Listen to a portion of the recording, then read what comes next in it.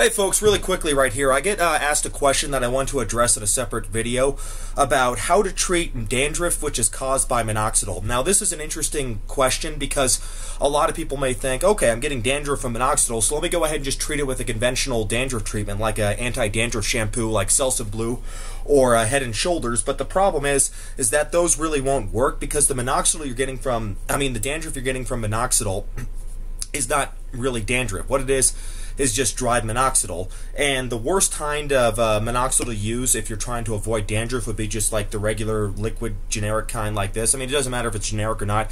Even if you're using brand name Rogaine, the liquid minoxidil is definitely the worst, and that's why I do recommend the minoxidil trick where you take minoxidil foam, fill up the cap with the foam, and then apply heat to it by either submerging the cap in warm water or using a blow dryer to apply heat to it and turning it into a liquid and applying that as you would a liquid.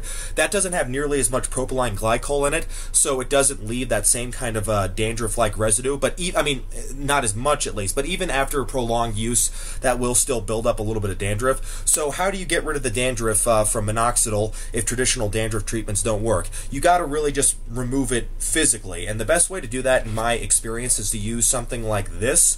And what this is a shower comb or shower brush. You can buy them on Amazon, or you can actually find them at like some cosmetic stores.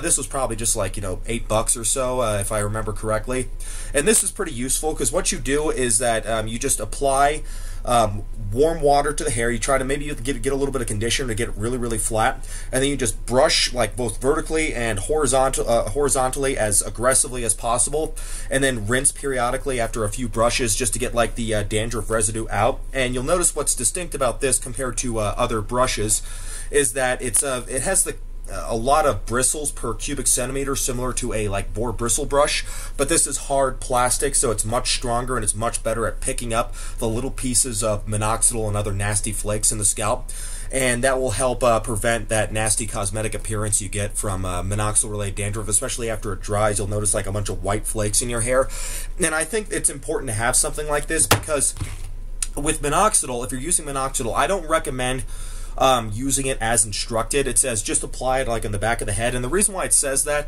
is because minoxidil in clinical trials is only tested on the scalp, so they're not legally allowed to say that it's actually good for like other parts of the scalp, but really it works anywhere on the head or even anywhere in the body where hair is growing, because topical minoxidil, it was developed after we found out that oral minoxidil, which is called Lonatin and is actually used for blood pressure, causes hair growth all over the body.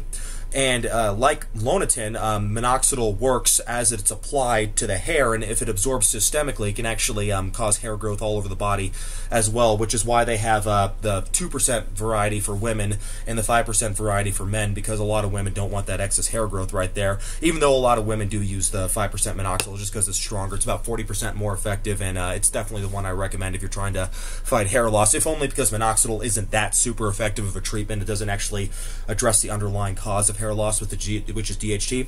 But if you are using minoxidil, you probably know you have to use it for life, since its mechanism of action is different from finasteride, and therefore it's just something that works in its own way, so anything you gain from minoxidil will be lost if you stop using it. So I made the mistake of using minoxidil first. If you haven't started the battle against male pattern baldness yet, then I recommend starting with finasteride first, and there's a very good chance that may be all you ever need.